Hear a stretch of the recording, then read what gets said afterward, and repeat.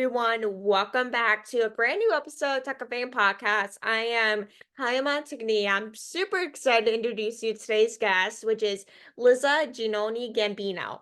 Liza's a wife and mother of two teenage daughters and a burgeoning career as a fitness trainer. Last thing on her mind was competing in pageants, but had the urge of a close friend that the Shelton resident took the pageant plunge with no expectations and now can add Miss American Connecticut to her title. And thank you so much, Liza, for joining us today. I have so many questions to ask you in this short little time, but I really appreciate you joining us today. I am No super problem. Thank excited. you. And as someone who's a fitness geek, you are a fitness trainer, and as we're Yes. talking, I literally just got back from the gym 5 minutes ago, Yep. real life Still in time. my gym clothes. So much it's still in my gym clothes, but why did you kind of enter the pageant world as a fitness trainer? Because of course you're in a certain career field, but going to something else is a whole different story. Right. So, I mean, as a fitness trainer, especially at my age, I'm being 50 this year. I'm always about making, other people feel well about themselves and no, just everyone feeling good. So when I went to this pageant, the reason, like I said, a friend of mine had really coerced me to do it. And she's like, you do this all day long. You, especially women, like you help women feel better about themselves from, young women to women in their 80s and their 90s coming Mhm. into my classes. So this was something that, like I said, my friend Christine is like, you're already doing it in the community in your fitness world. Why not keep going? Right? She's like, just keep going. So she had met the director of the pageant for Connecticut on a photo shoot. She's a photographer and a makeup artist. And she's like, you're already doing it. Just keep going. Go do some more. So that's how the kind of two mesh. She's like, you're already trying to encourage women, making them feel empowered, and that's like your thing. So that's my thing, and I just kept going with it with the pageant. Might as well just bring into another journey. Like, as someone who loves to work, like I'm a big fitness person. I never was until like a month ago at the end of 2023. And I was like, might as well just start now. And with like fitness, you can do so many things with that. Like there's so many things Yes, you can do with fitness that you can turn into anything. yes. But like when did you kind of start like fitness a journey and everything like that? Was it like recently or has it kind of been a couple Well, of years? fitness, right. So fitness journey wasn't my career path. So I went to school for business and I worked for 10 years in advertising and marketing. I was on a funny story. I was on a sales call to a gym. Funny. And after my sales pitch, the owner says, do you want a job? And I went, clearly, have a job. And he's like, no, you'd be great at sales. I'm looking for somebody to work part time, just, filling in a couple nights a week. He's like, and it comes with a free gym membership. Now, back in my day, a million years ago, gym memberships were 50, 60, $70 a month. So I'm like, it's down the street from my house, extra money, free gym membership. I went, sure, why not? So I started doing, the desk and sales and things like that. And 3 weeks into my job, I was already at a full time job doing sales, like I said. 3 weeks in, the owner comes up to me. He's like, Liza, whatever her name was, Susie Q. She called out a spin. She got stuck in traffic. You have to go teach your class. I went, oh wait, hold up. I've taken one spin class ever in my life. I've been a fitness person, just I've always worked out, but I'm not a fitness instructor. He goes, well, Mm. there's nobody else here, and the program had just started because spin had just kind of gotten big, back in like 2001, 2002. And he's like, well, you're gonna have to go do it. I was like, um, the fitness director went down there, put a CD in, no idea what's on it. And she's like, all right, I have a client, gotta go. And so she's like, have fun. Meanwhile, I had no idea, but I'm like, I did one class and I'm pretty, easy learner. And I did it. I taught a spin class. Everyone's like, wow, that was awesome. So my owner of that particular club paid for all my training. I became a trainer, instructor, fitness instructor, kickboxing instructor, aerobics instructor. I became the head of the cycling program at the club, along with being their marketing director, of course, because then I decided to hang up my high heels for a set of Nikes. And that's how it started about 22 years ago. That's crazy. If that It's was a the crazy position, story. I would have been like, I'm leaving. This is all done. Like this is all Right? I'm my like, sure, what all kind of right. disabled. But I was like, this is not part of my contract, not part of what I signed up for. Okay. If you guys better give me a raise for this one, people. Like, Right. just Yep. keep it going. Yep. But So I've been with it ever since. I love it. it definitely seems like a fun job. Of course, you work Yeah. out for free, membership free. Like it's like every Right. fitness person's dream. Right. And then you're as I'm teaching, 'cause I teach fitness classes as well. So I'm working out, which I already have to work out. So that works out well. And plus I've had all that sales experience 10 years. Usually every club that I work at, I end up being the manager of that department because I have all the management skills behind it. Especially Uh, with being at a place for so long, whether it's like sales, marketing, business, whatever it is, they always have the most experienced person always lead as a manager because of course Right. whether you have like 10 years experience, 20 years experience, whatever experience you have to make it as a manager. I know a lot of places or organization jobs always look for the person that always has the amount of years rather than the least amount of years. Yep. For Fine. sure. But was Miss Connecticut American your first pageant, or did you kind of do a pageant before that? So I'm not a pageant person. So when I was young, my I had a younger sister, and we did a little pageant together. We thought it was cute, but we realized when we did it just for fun. I did win a small title. It was like princess ambassador or something. This is 100 years ago, and what we realized is that there's a lot of work involved, right? Like there's a lot of Mhm. prep. A lot of these women, we walked in and like people had gowns and people had their makeup artists and their hair done. And I'm just curling her hair and doing myself and put my hair up in my own thing, right? And I just, at that time, it wasn't for me. Like that wasn't my journey at that time. But Mhm. when this opportunity came about, I wasn't looking at the pageant side of it, like the glitz and the glamour, which is great and fine and good. But being that I'm Mrs. Connecticut, American in the state, it opened doors for me to do the things that I really want to do. Like I said, empower more people, get involved in the community more than I have. And I've always been involved in the community. That's another reason why my friend said, hey, you're already volunteering everywhere. But it opened more doors. So I got to meet my senator, Senator Blumenthal, at one of my fundraisers that I did, which never would have happened. So any fundraiser that I'm at, I usually give him a call. I send his assistant an email. Hey, I'm going to be at this fundraiser, and he usually comes, which is amazing. I've met the mayor several times at some of the events I've done. I'm now part of the Rotary in my town, so I volunteer for seniors, children, and veterans. So this pageant opened the doors for other things that I want to do for my future.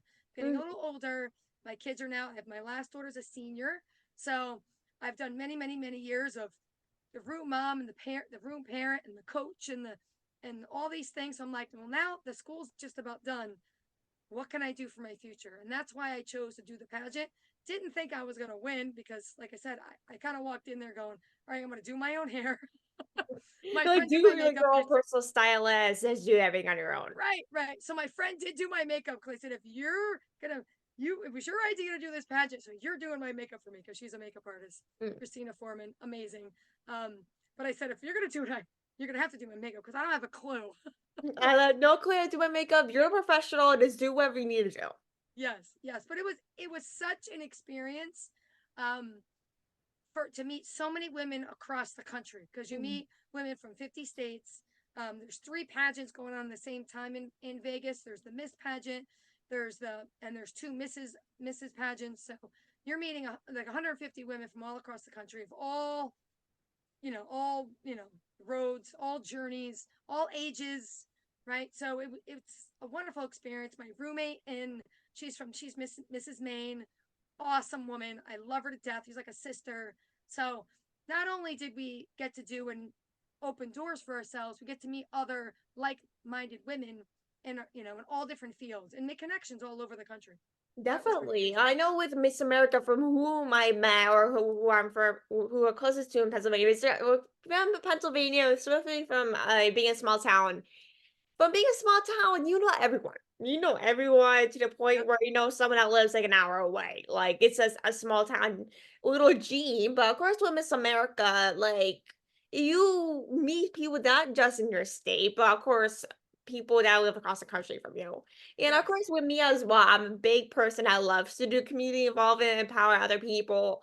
And whoever was Miss America, I was actually very close to applying for Miss America or something. I was very close, but I never did. I might consider it in the future, but Miss It. America, well, of course, with being empowered and being community involvement, there's so many ways you can do it, but like Miss America is such an important way to be involved if you really want to earn maybe some extra money or really want to get involved and meet new people.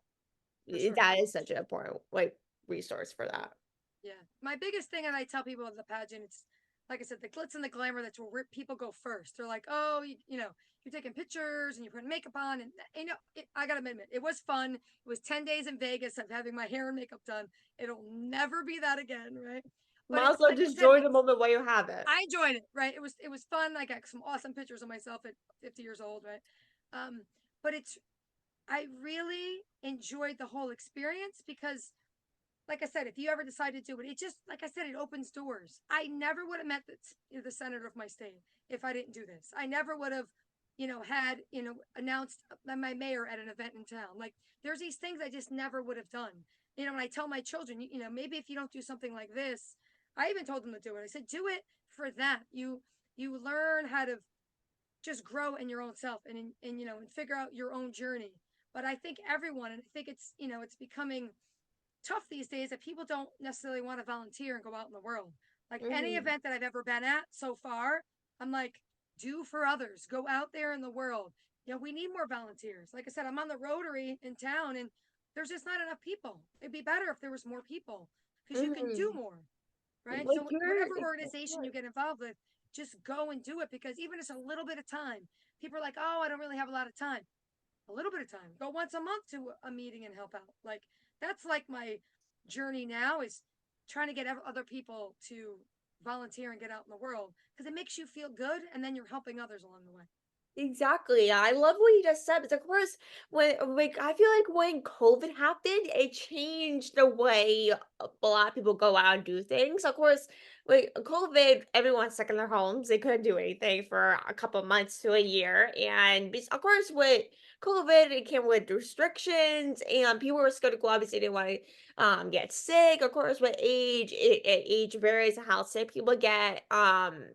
Wait, of course, what every person is different how symptoms get, but of course, with COVID, it really changed the way people really want to go out and volunteer. And in terms of going out, I know a lot of people don't like to go out as much as they did because they don't like to get sick or whatever that purpose may be. And of Right. course, I as someone who works two jobs, I often see those two type of things where people are often not coming showing up for these type of things or they're not coming out to volunteer or going to sporting events or whatever that may be. And I've seen it just go down dramatically and it really the COVID has really impacted the way people kind of showed up to volunteer or even going out in general. Yes, absolutely. Absolutely. And that affected mental health for so many people Mhm. where, people would go out and do things or now because they stayed inside so long, now they're used to being inside. Like I even noticed with even my daughter, my younger daughter, she's a senior. I noticed that ever since COVID, she's in her room more than she ever was before. Whereas she would always be at cheerleading and which she still does, but she'd always be out and doing things and she's doing less of that. The kids are more home, which I love having them home. I'm like, go do things. But that's affected a lot, especially children, where they were so used to always being able to do things. And depending on the parents, some parents may be more concerned, or if they have, different health conditions already. So there's a lot more kids staying in. Whereas me, like I said, at 50, you came home from school, you were out the door. You didn't come Mhm. home until you were hungry. Mm, So yeah, like, that's honestly the best like, all the stories I hear from, like, my parents or everyone, like, everyone was out and about when they're younger, maybe, like, 80s, 90s around that point, and now everyone is, like, stuck in their homes, barely going out. Like, I used to go out a lot as a kid, now I'm just, like, a homebody, like, love to do things to be stuck in my room doing whatever I need to do, whether it's, like, watching TV or doing work 24/7, whatever it is, I'm always in my room. And yep, it's very rare for me to go outside and actually enjoy myself at this point after COVID. yeah, And it yep, really shows how much people, especially teenagers in high school, really change how much they go out nowadays, especially with things they really sure. are passionate about. Yep, for sure.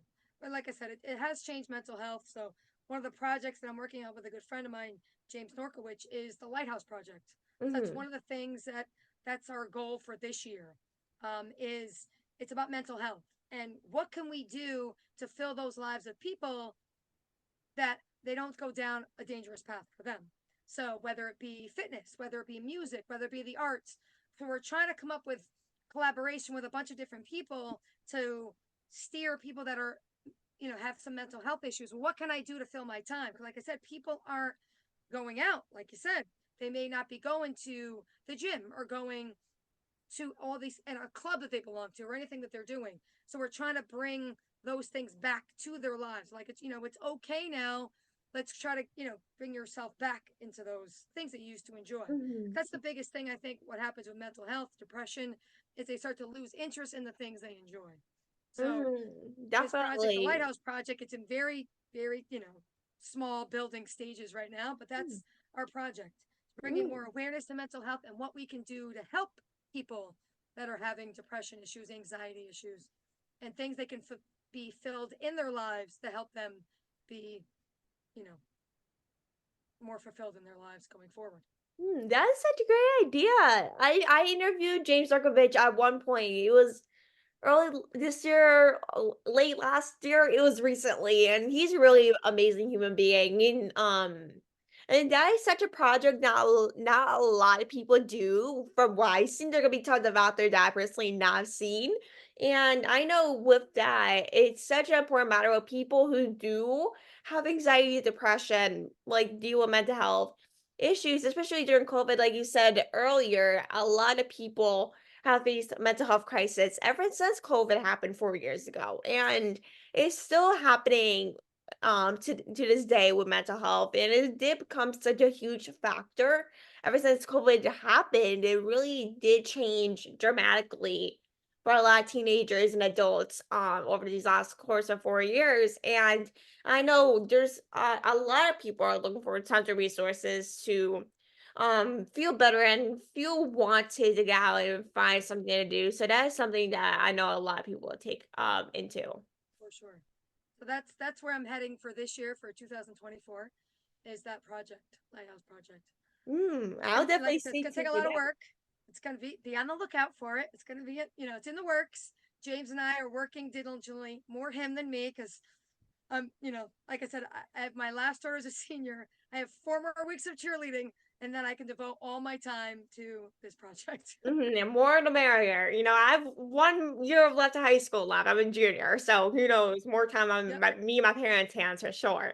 Yes. But do you think now was kind of like the best time to compete in pageants for you, especially rather than when you were a kid? I didn't know enough when I was a kid, right? Like I don't think I had that confidence.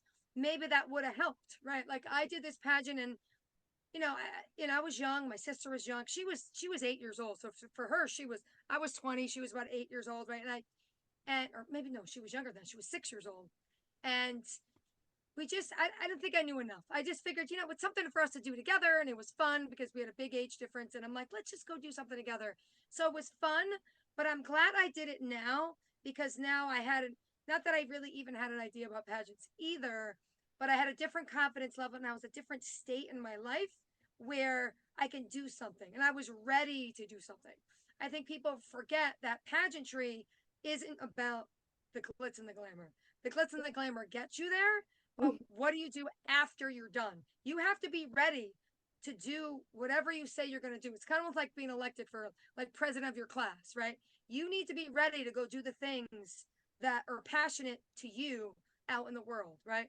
You shouldn't Mhm. just say, well, I really like for me with the Red Cross, right? That was one of the things we mentioned.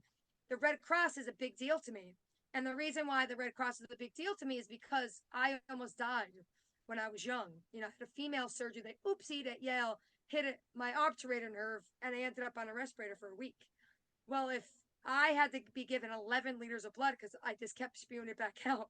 So even though I started giving blood in 1992, I started giving blood. My stepmother had said, "Hey, it's a good idea. You have O blood."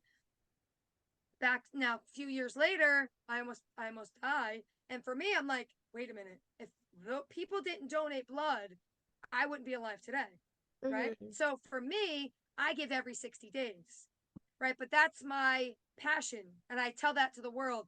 And they said, my director had said, that's why I won the pageant. They said, you went up there and they happened to ask me of all the questions they could have asked, what's your favorite charity and why? The American Red Cross is my favorite charity. One, it resonates with me, but two, it's my passion. I go and tell everyone I'm on Facebook or Instagram checking in. I'm at the, I'm going Mhm. to this one. But it's important to share your message out in the world. So, because if you don't share your message and other people are like, oh, wait a minute, I have O blood or I have whatever I have, let me go out and donate as well. And, people think, well, they can't, or they're too old, or they're too young, or I'm like, bring your message out into the world. So that's, as far as the pageantry goes, that was one of my big things. American Red Cross is important to me, and I make sure that everywhere that I go, people know that. Whether they do anything with it or not, it doesn't really matter. For me, I know I put the message out there, and maybe one day they'll see a sign somewhere at their community center. I'm like, you know what? I remember hearing that. Let me go do that. Right? Like, I know with posting things on social media about the Red Cross, I know with promoting, even though maybe people won't never see and won't do anything, at least someone might see and be like, okay, like maybe I'll donate blood this one time only. Right. Just because of that one post, because a post can be so impactful. Whenever you have a couple of friends or a million or even a billion followers on your social media pages, it can Right. impact at least one person. Because of course, with your experience, even if you didn't have enough blood, even if you donate, someone, at least one person will take out at least your blood to help impact at least one or two lives. Like it can be so impactful. Right. For sure. For sure. And for me, every 60 days I go. So next week I'm going. Every Ooh. 60 days. Now you got me into maybe signing up now. Okay. Go I do might actually it. do it this time.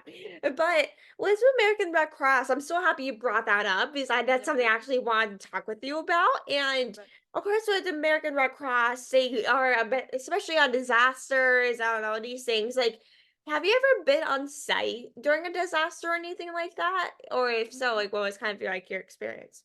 I've never been on site, and obviously, if there was something that I could have volunteered for, it was something I definitely would have done. The only experience that I have was actually during 9/11. Mm, I wasn't on site for 9/11, but I felt a deep impact from it. I was on a cruise ship, which is an odd thing, and there was there were so many people that knew people back home, and I remember just being out in the atrium and seeing people upset, and just me going over there. I remember they were seeing this one woman, and she must have lost somebody, and she didn't really want to talk about it, and they turned off the big TVs in the atrium, and you had to go watch them in your room, and and I just said, would you need something? And she's like, let me go get you a glass of water. And she was just, thank you so much. She's like, I can't believe you came up to me. And I'm like, yeah, you see someone in need. Like, it was a very, like I said, I wasn't on a disaster site. But like I said, it was just, we were on the cruise ship, and it all came on our screens and, for news in the morning. And I remember watching it and then going out, and people were just, they couldn't do anything. They couldn't go anywhere. They couldn't get back home, and we had to be escorted back. The military had to come on the ship, and but it was just helping even that one woman.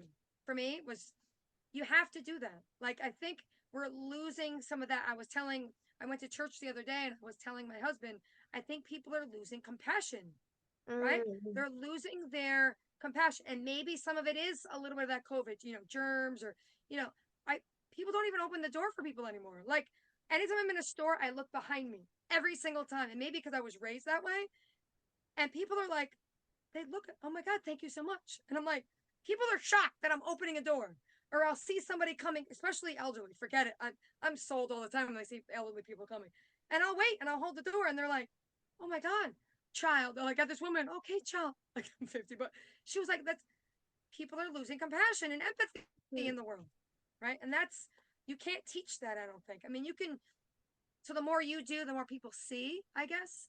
But as much as I think I would be, very impactful in a situation like that, where if I was ever somewhere where there was a disaster, I'm like a go person, right? Like, I know how to pick up the pieces when things are bad. That's always been like my thing. Like my aunt Yeah. always says, if there's a crisis, Liza will take care of it. I make the phone calls, I do the things like so. Like I said, one little old woman in the middle of an atrium for me, to me, I love helping people. Mhm. I'm the same exact way. Like at 17 years old, whenever I'm It's out and amazing. about, I'm always looking around. I'm like, is there anyone behind me? Like I'm always looking behind me. And I honestly seen a lot of people always not look behind, it's closing the doors right in front of people's Right. faces. I'm like, In my face okay, sometimes. In my face. I'm like, I'm right here. I'm right here. You can't see me, but I can see. Can you at least turn around for 2 seconds, please? That's all I Yep. can take, Yep. please. But to wrap up this episode, like, Okay. where can people connect with you? So I'm was getting better at social media with the whole pageant, and I haven't been as great at it, but I'm getting my friend Jim Norkowitz is like, you got to get back on. You were doing so good with your pageant posts, and now you've died. But I am on social media. I'm on Liza Ginoni on both Instagram and Facebook. Um, I'm on everything as Liza Ginoni. Like if I'm on, I mean, like I said, I'm on TikTok because of the passion. I'm on Twitter. I'm on LinkedIn. Liza Ginoni across the board. On everywhere.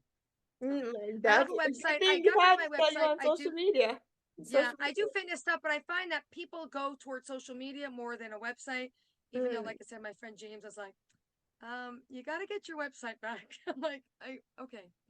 but we'll bring it back slowly. Like it takes time. Yes, bring it back. I'm bringing it back. Like But my generation, I they're like, my kids are like, Mom, you can't have a TikTok account. yeah, I know a lot of people my age. I say that personally as some people. I'm like, you can be as old as you want. But not, I know a lot of Yeah. teenagers don't like to see their parents on TikTok, Yeah, no, including no. me. I'm not the only one. But I Yeah. know a lot from personal experience. Not a lot of teenagers Yes. like to see their parents on TikTok. But you do you. Like I if do you me. want to do Right. TikTok, go Yeah. ahead, do Just whatever do you it. want. But thank you so much for having me. I really appreciate it. It was fun today. Like I said, just talking about my journey. Yeah, absolutely. I love having you on, and I'm so happy James connected me and you. Yes. Thank you so much, James, if you're listening, which I'm sure you are.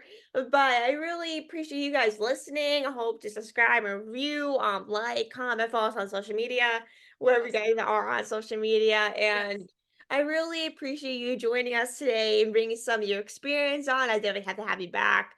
Yes. Would To love bring to. Circle Fitness, but I really appreciate you joining us today. Thank you so much. I appreciate it. It's very nice to meet you. You too as well. Have a